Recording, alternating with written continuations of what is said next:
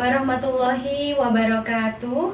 Yang terhormat Bapak Ibu dosen penguji ujian kinerja PPG dalam jabatan kategori 2 tahun 2022.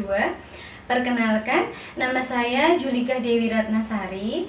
Saya guru ilmu pengetahuan alam di SMP Muhammadiyah 30 Ngimbang, Kecamatan Ngimbang, Kabupaten Lamongan, Provinsi Jawa Timur.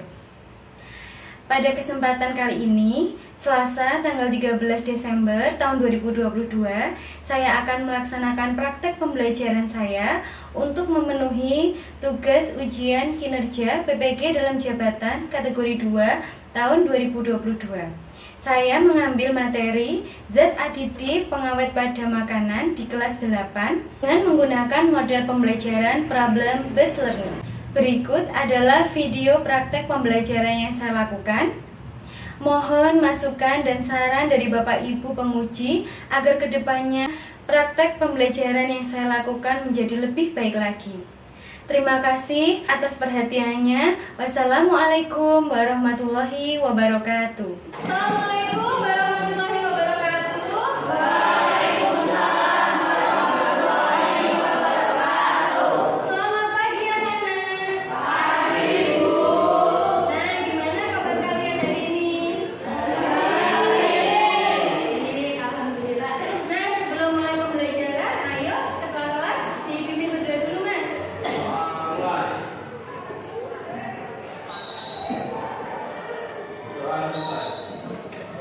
Alhamdulillah. Nah, sebelum mulai pembelajaran, Ibu akan mengecek hadiran dulu. Adakah hari ini yang tidak masuk? Ada. Siapa yang nggak masuk? Linda, BC, sama Pintar. Kenapa, Nas? Sakit. Wah, berarti kalian harus menjaga kesehatan ya, karena cuaca lagi tidak tentu untuk saat ini. Nah, anak-anak, kalian masih ingat nggak dengan pelajaran kemarin yang sudah kita pelajari? Tentang apa ya? Zat aditif. Ada berapa zat aditif itu? Dua. Apa saja? Zat aditif alami dan guaan. Nah, berdasarkan kelompoknya, zat aditif dibagi menjadi beberapa kelompok. Apa saja? Pengawet, pemanis, penyegar. Nah, ya, kita akan mempelajari salah satu dari zat aditif pengawet pada makanan. Nah, anak-anak, sebelum mulai pembelajaran, ada beberapa belajar yang harus dipatuhi. Yang pertama, mengikuti pembelajaran dengan sungguh-sungguh. Yang kedua, bertanya bagi yang belum paham. Dan yang ketiga, untuk yang bertanya, wajib mengangkat tangan terlebih dahulu. Bisa disepakati? Bisa. Baik. Perhatikan gambar ini. Ini gambar apa ya? Sosis, cireng, tahu terus, tempura. Ini sering kalian makan ya? Sering. Apakah kalian suka mengkonsumsi makanan? Di kantin banyak ya yang jual ya? Menurut kalian, mengapa makanan di atas bisa tahan lama? Padahal kan dia basah, kan? Ada pengawetnya. Nah, nanti kita sedikit ya. Dan yang ketiga adalah apakah aman untuk kesehatan bila sering mengkonsumsi makanan seperti gambar di atas? Tidak. Nah, untuk tujuan pembelajaran kita yang mau kita capai dalam pembelajaran hari ini, nah, yang pertama kita akan mengidentifikasi adanya kandungan zat aditif pada pengawet makanan. Kemudian yang kedua, menganalisis perbedaan zat aditif pengawet alami dan buatan pada makanan. Kemudian yang ketiga, menganalisis dampak negatif bahan kimia yang disalahgunakan sebagai zat aditif pengawet pada makanan. Kemudian yang keempat, melakukan percobaan sederhana untuk membuktikan adanya zat aditif pengawet pada makanan. Dan yang kelima, membuat infografis resep olahan mie sehat dengan menggunakan pengawet alami. Teknik penilaiannya ada 3 yang akan Ibu nilai untuk pembelajaran hari ini. Yang pertama adalah sikapnya Ibu nilai percaya diri dan kerjasama. Yang kedua adalah pengetahuan. Nanti akan ada soal pretest dan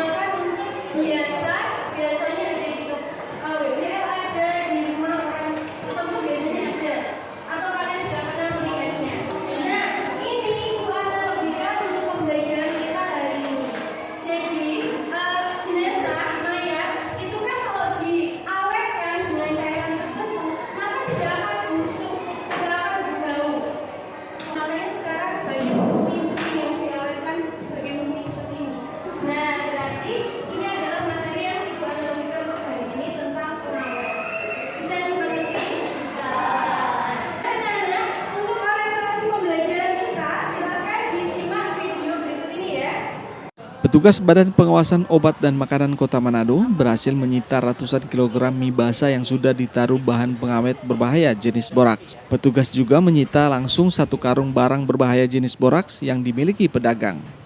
Saat diperiksa petugas, beberapa pedagang berdalih dan mengatakan bahwa mie tersebut diberikan campuran abu kopra dan bukan boraks.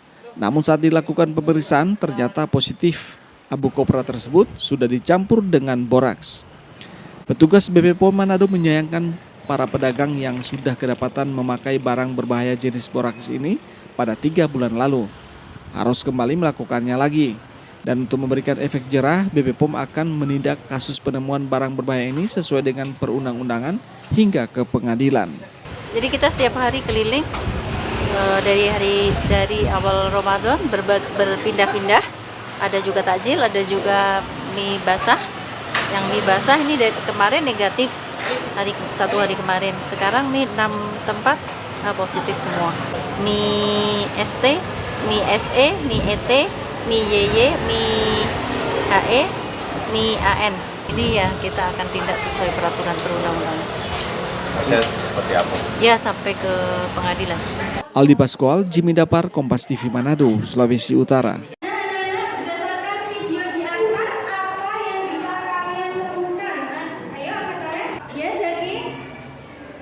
Penggerbekan di pasar tradisional dan menemukan mie yang paling mengandung. Penggerbekan di pasar tradisional dan menemukan mie yang mengandung borak. Nah, ada lagi yang bisa memberikan jawabannya? Bisa ditemukan dari video yang sudah kalian dengarkan? Ya, memang banyak orang yang menjual mie tetapi dicampur dengan borak dan itu membahayakan yang mengkonsumsinya. Nah, anak-anak ada yang bisa menemukan lagi? Ya.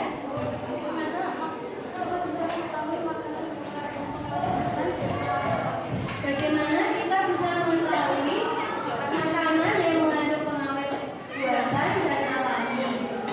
Berdasarkan yang sudah kalian sampaikan tadi, kita sepakati ya untuk rumusan masalahnya. Yang pertama, bagaimana ciri-ciri mie yang mengandung boras. Yang kedua, bagaimana cara mengetahui mie yang kita konsumsi mengandung pengawet boras atau tidak.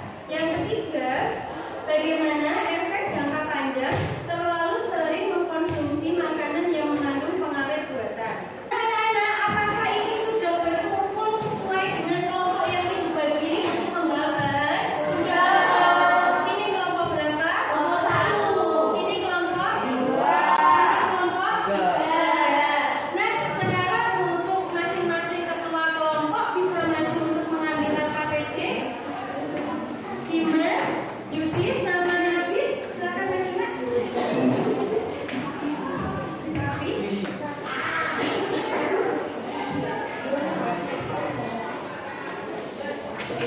Nah, silakan LKPD-nya dibaca sama kelompoknya. Bila ada yang belum paham bisa ditanyakan. Nah, anak-anak, apakah ada pertanyaan? Sudah dibaca LKPD-nya? Sudah. Ada pertanyaan? Tidak. Ayo, sekarang bahan-bahan yang sudah ibu suruh bawa dari rumah silakan dikeluarkan. Semua bahan-bahan yang sudah ibu suruh bawa, Nak? Sudah. Nah, sekarang masing-masing ketua kelompok, ayo maju mengambil alat yang sudah disiapkan.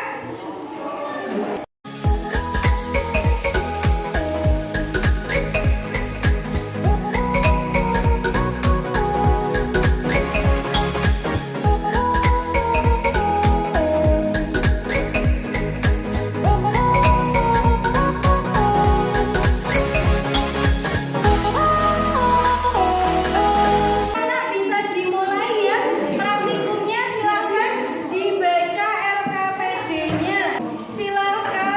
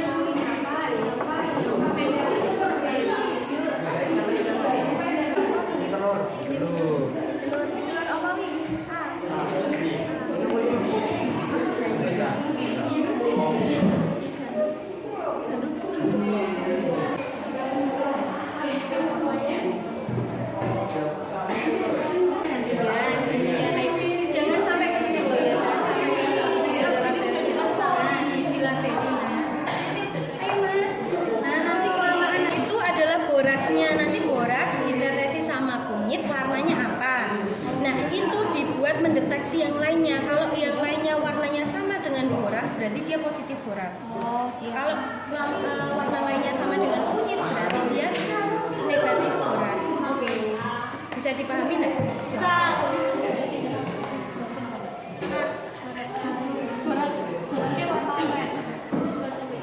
Bila diteteksi sama kunyit, boraks akan berubah warna menjadi merah kecoklatan. Nah, nanti tandanya itu oke, nah semua harus sama 0,5 mili 5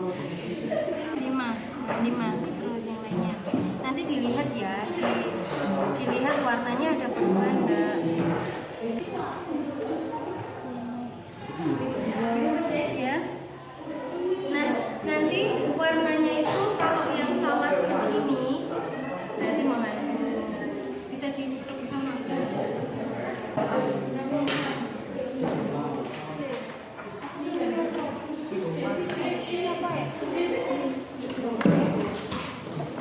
Nanti boraknya ini sebagai indikatornya ya. Jadi kalau maksudnya sebagai indikator uji, kalau boraknya dideteksi kunyit kan warnanya akan jadi merah kecoklatan.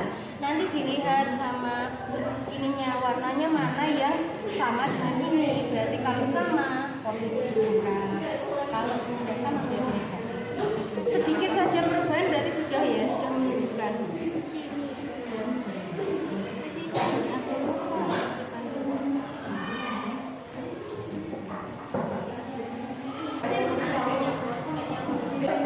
Untuk menjawab soal yang ada di KKPD bisa bahan aja sama di internet ya, Nak. Sudah Bu ya. Dilihat kan hasilnya, Nak.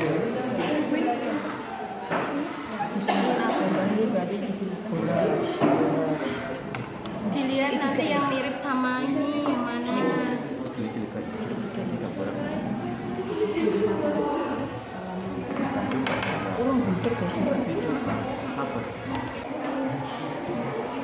Nanti diamati yang ini matanya silakan diamati, Nak. Ini hasilnya gimana? Kelompok 2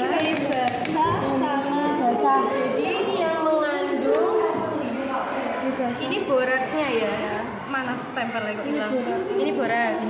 Terus mana yang memiliki warna hampir sama dengan warna boraks? Sama? Oh, yang ini ya. Ini sama ini ya. Baik, untuk kelompok 2 silakan kalau sudah selesai bisa dibersihkan. Nah, anak-anak bagaimana yang diamati? Yang ada perubahan yang mana? Mie basah A sama mie basah B. Kita lihat ya. Nah, ini boraknya yang mana? Borak. Yang warnanya mirip sama borak yang mana? Ayo. Mie basah B. B ini dah. Ya, sama mie basah A yang ini. Oh, yang lainnya ini mirip sama warna kunyit. Nah, ya. Kalau sudah selesai bisa dibersihkan sama dikerjakan di LKPD-nya ya, Nak. Kelompok 2 sudah selesai bisa dibersihkan ya, Nak. Nah, ini anak-anak sudah diamati bagaimana hasilnya. Yang positif borak, mirip warna borak yang mana? Yang mie basah A sama mie basah B. Sama mie basah B. Diamati dulu. Nah, coba dilihat. Boraknya yang mana? Boraknya yang ini. Boraknya yang ini. Mie basah A? Ini. Mie basah B? Itu mirip sama borak? Ya. Yang lainnya mirip sama warna apa? Kunyit. Kunyit. Nah, Berarti ayo. itu yang mengandung borak ya. Ya, berarti yang mengandung borak yang mirip sama warna borak. Ayo silahkan, kalau sudah dibersihkan, dikerjakan, angkat dulu. Nah, anak-anak kalau sudah alat-alatnya bisa dikembalikan ya. Silakan alat-alatnya bisa dikembalikan.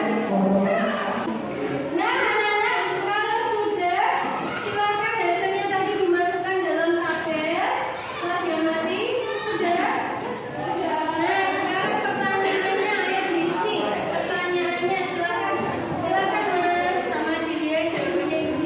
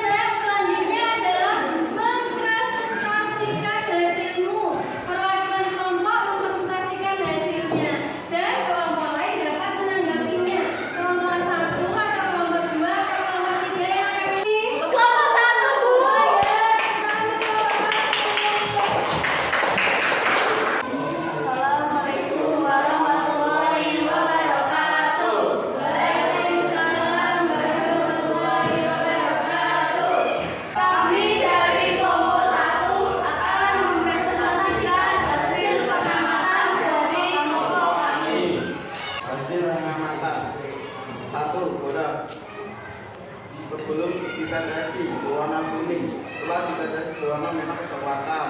Di bahan warna ada sampel mie basah A. Deteksi berwarna kuning berwarna merah kecoklatan. Di bahan warna ada sampel mie basah B. Sebelum dideteksi berwarna kuning kecoklatan, setelah dideteksi berwarna merah kecoklatan. Perubahan warna ada sampel mie telur A. Sebelum dideteksi berwarna putih, setelah dideteksi berwarna kuning, warna tidak ada. Sampel mie telur B. Sebelum dideteksi berwarna kuning, setelah dideteksi berwarna kuning, perubahan warna tidak ada. Sampel mie gandum setelah dideteksi berwarna kuning, setelah dideteksi berwarna kuning, perubahan warna tidak ada. Berdasarkan hasil identifikasi atau pengamatan yang kalian lakukan, apakah sampel yang warnanya hitam, kuning, oranye seperti warna kunyit? Jika ada anggaplah tertentu sudah terbukti. Jawaban ada, yaitu pada sampel telur A, sampel telur B dan mie gandum warna hitam, kuning, karena merah kunyit yang diteteskan tidak bereaksi warna makanan yang tidak mengandung gula. 2. Berdasarkan hasil identifikasi atau pengamatan yang kalian lakukan, adakah sampel mie yang mengalami perubahan warna menjadi merah kecoklatan setelah dideteksi gula? Jika ada, analisislah mengapa hal tersebut bisa terjadi. Jawabannya ada, yaitu pada sampel mie basah A dan mie basah B. Warna berubah menjadi merah kecoklatan karena ekstrak kunyit yang diteteskan bereaksi pada makanan yang mengandung gula. Analisiskan apa fungsi ekstrak kunyit dalam kegiatan uji pengawet pada beberapa sampel mie yang telah dilakukan. Jawaban, ekstrak kunyit digunakan sebagai indikator alami untuk mendeteksi adanya kandungan boraks pada makanan. Dengan dideteksinya ekstrak kunyit, makanan yang mengandung boraks akan berubah warna menjadi merah kecoklatan. Analisiskan apa yang menyebabkan terjadinya perubahan warna pada makanan yang mengandung boraks setelah dideteksi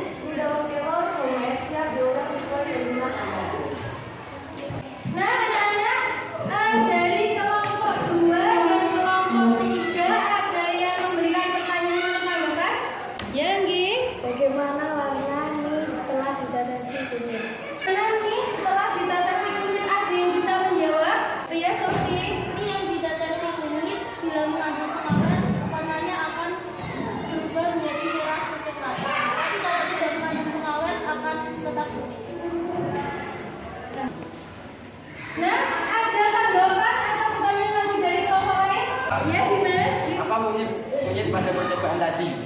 Apa fungsi kunyit dalam percobaan tadi? Ada yang bisa menjawab? Ayah Ki. Sebagai indikator alami untuk mendeteksi dan ada tidaknya pengawet pada makanan. Nah, ada pertanyaan lagi atau tanggapan? Ya, Cindy.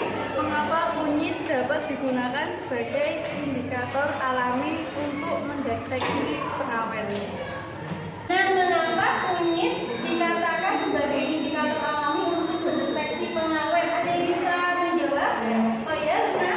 Karena pada kunyit itu mengandung kurkumin yang dapat mendeteksi adanya kandungan borax pada makanan.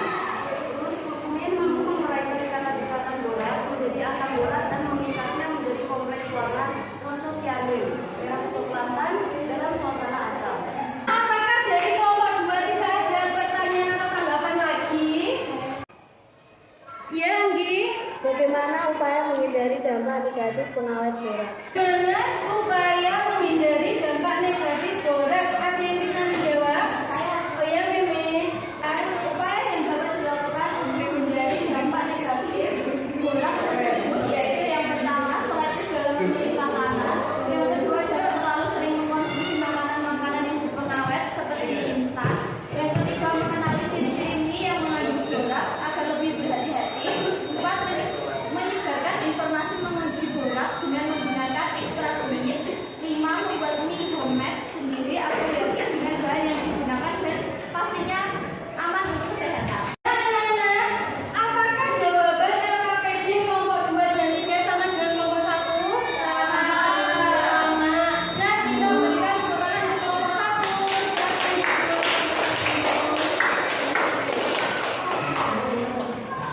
Nah, kita lihat infografis dari kelompok 2 ya. Kelompok 2 mengirim mie sehat buat naga. Nah, kelompok 2 kenapa memilih mie sehat buah naga? Alasannya apa?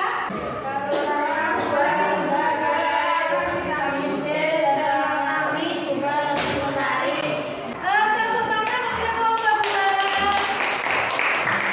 Kita lihat infografis dari kelompok 3 ya. Kelompok 3 memilih mie bayam homemade sehat tanpa bahan pengawet. Nah, kelompok 3 alasannya apa memilih ini? Karena bayam mengandung gizi tinggi dan cocok untuk diet, Bu. Nah, tepuk tangan untuk kelompok 3. Nah, apa ya kesimpulan percobaan dan diskusi yang sudah dilakukan? Ada yang bisa? Ya. Banyak makanan di sekitar kita yang mengandung Yang bisa menambah lagi, Nak? Ya, Ki. mie yang mengandung borax memiliki ciri-ciri warna kuning dan tekstur yang menyapa. Ada yang bisa menambah lagi? Oh ya, Cindy. Efek jangka panjang terlalu sering makan makanan yang mengandung pengawet buatan yaitu kerusakan ginjal, penyakit kanker, penyakit otak, bahkan kematian. Untuk penguatan dari Brika silakan dicatat.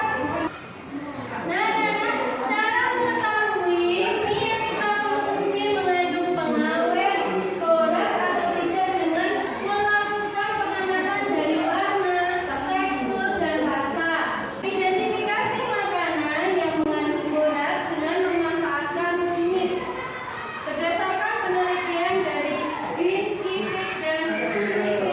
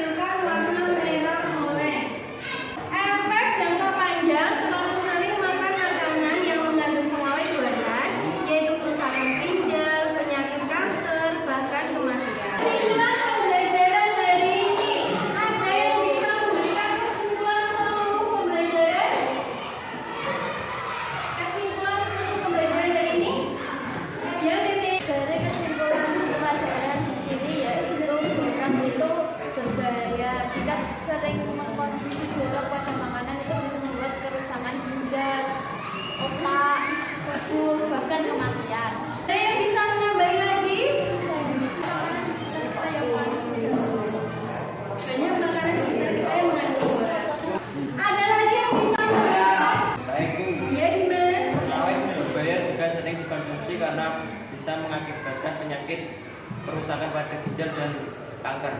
Ya. Belajar. Anak-anak, kita sepakati ya untuk kesimpulan pembelajaran hari ini. Banyak makanan di sekitar kita yang mengandung pengawet seperti boraks. Uji boraks positif ditandai dengan terjadinya perubahan warna menjadi merah kecoklatan dengan indikator alami kunyit. Pengawet buatan berbahaya bila sering dikonsumsi karena dapat menimbulkan berbagai penyakit seperti kerusakan ginjal dan kanker. Banyak bahan di sekitar kita yang bisa digunakan sebagai pengawet alami seperti garam, bawang putih, minyak, dan lain-lain. Nah anak-anak, apakah kalian senang dalam pembelajaran hari ini? Senang! Nah, ini ada lembar refleksi, silakan ditulis bagaimana perasaan kalian selama mengikuti pembelajaran. Apakah kalian mengerti atau tidak? Nah, menurut Ibu, untuk pembelajaran PPL kali ini sudah berjalan dengan lancar dan baik karena kalian mengikuti setiap tahapan sintak PPL dengan baik. Ini ada soal post-test, ada 5 soal. Silakan diambil kertas 1 lembar dan pulpen, ditulis nama dan jawabannya.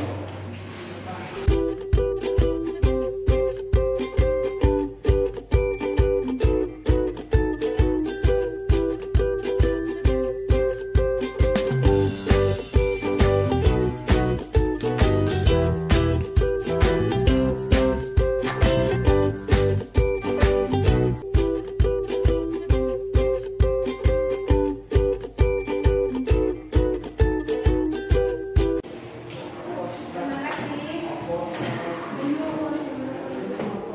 Nah, karena kalian hari ini sudah bekerja dengan baik, mengikuti pembelajaran dengan baik, maka ada tambahan poin ketiga.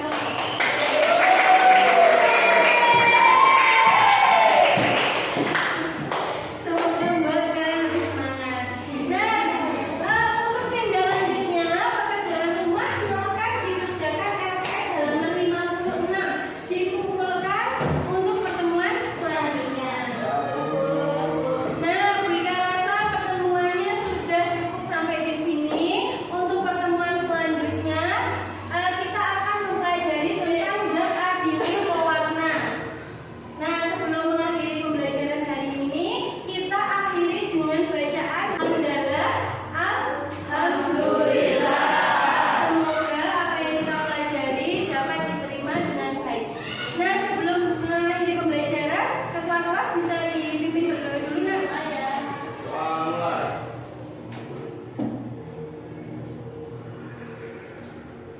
Doa selesai. Nah, terima kasih. Assalamualaikum warahmatullahi wabarakatuh. Waalaikumsalam warahmatullahi wabarakatuh.